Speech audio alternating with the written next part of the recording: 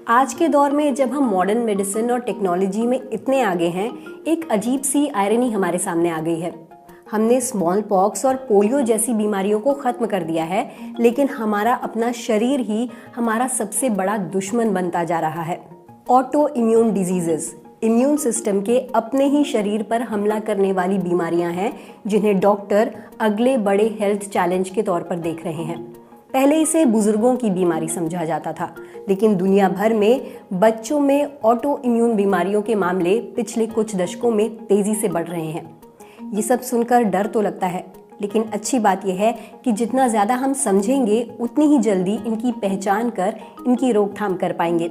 नमस्ते, मैं हूँ कीर्ति और आज के एपिसोड में जानेंगे कि बच्चों में होने वाले ऑटो इम्यून डिजीज और उनसे बचने के तरीकों के बारे में।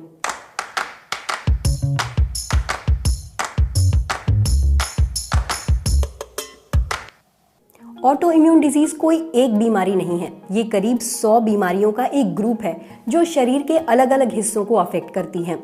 किसी में इम्यून सिस्टम इंसुलिन बनाने वाली पैनक्रियाज पर अटैक करने लगता है, तो किसी में हड्डियों और जॉइंट्स पर, किसी में त्वचा, दिमाग या इंटेस्टाइन्स पर।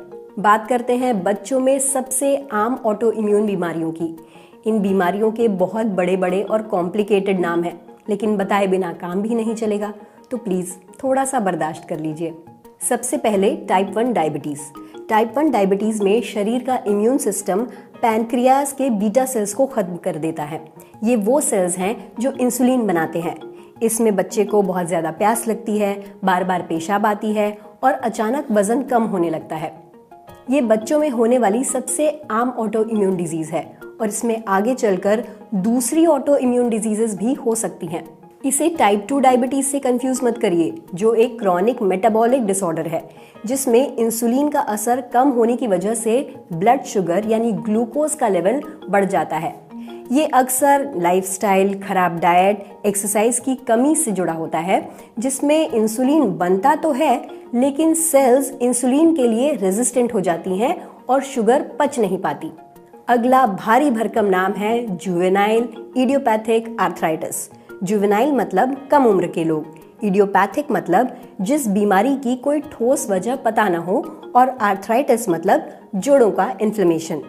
इसमें बच्चों को जोड़ों में अकड़न, सूजन और दर्द होता है, जो अक्सर सुबह के वक्त ज़्यादा होता है।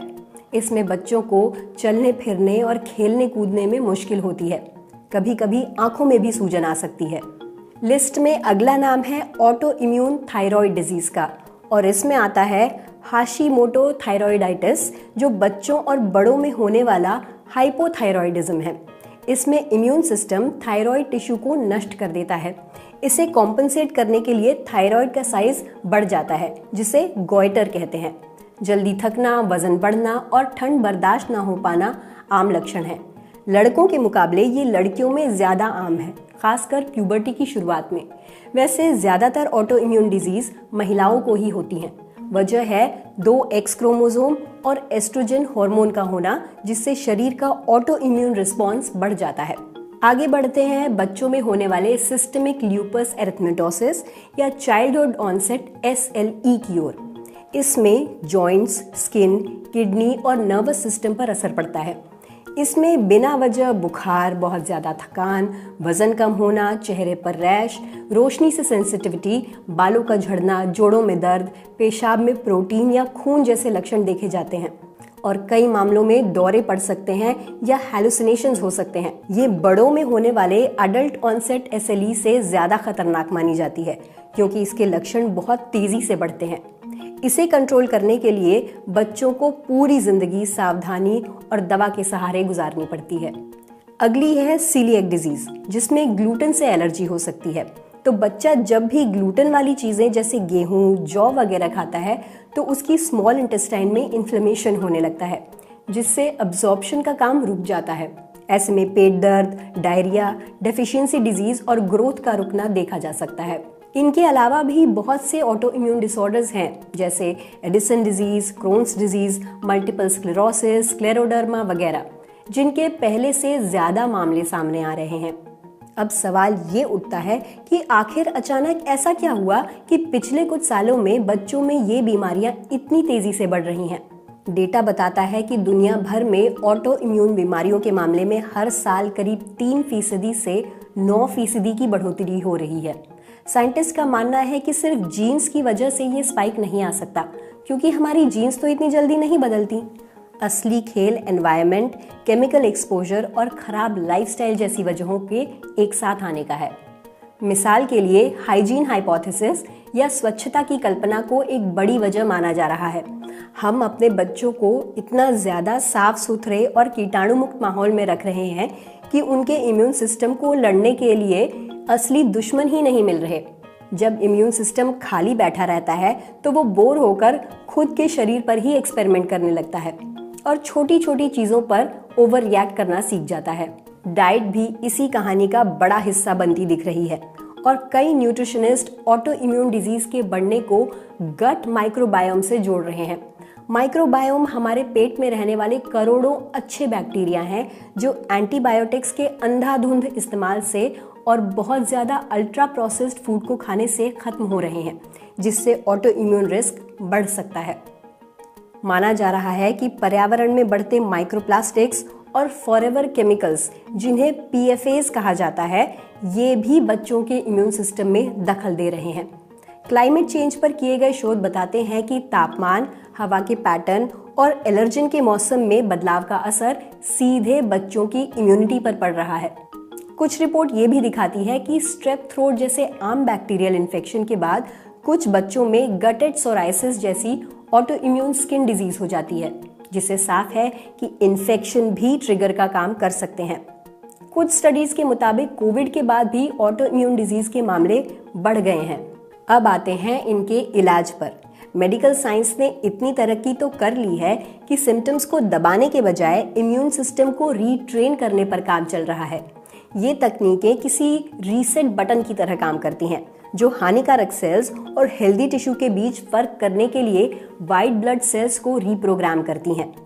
टाइप 1 डायबिटीज के लिए अब स्मार्ट इंसुलिन पंप और आर्टिफिशियल पैनक्रियाज जैसी तकनीकें आ गई हैं।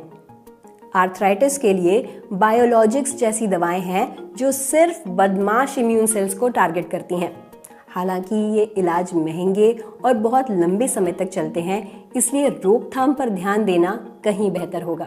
रोकथाम की बात आए तो सच ये है कि आज की तारीख में हम ज़्यादातर ऑटो इम्यून बीमारियों को पूरी तरह टाल नहीं सकते, खासकर अगर जेनेटिक रिस्क ज़्यादा हो, लेकिन हम रिस्क कम ज़रूर कर सकते हैं।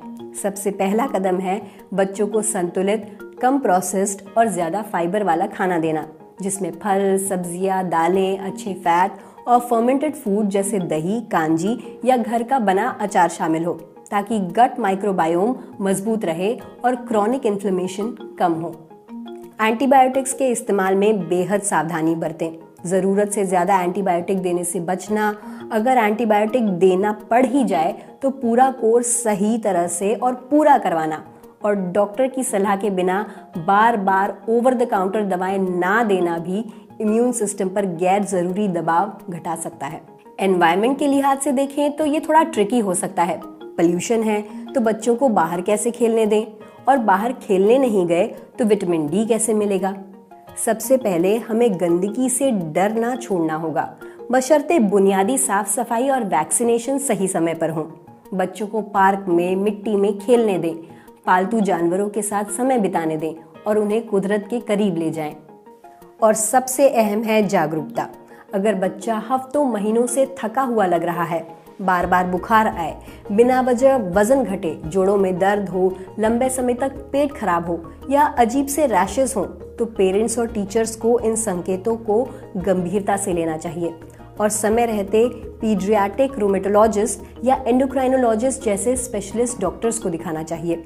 ऑटो इम्यून बीमारियां बढ़ रही हैं, ये बात डराने वाली तो है, लेकिन अगर समय रहते हम अपने शरीर का रीसेट बटन दबा दें तो शायद ये ग्राफ धीरे धीरे नीचे आने लगेगा।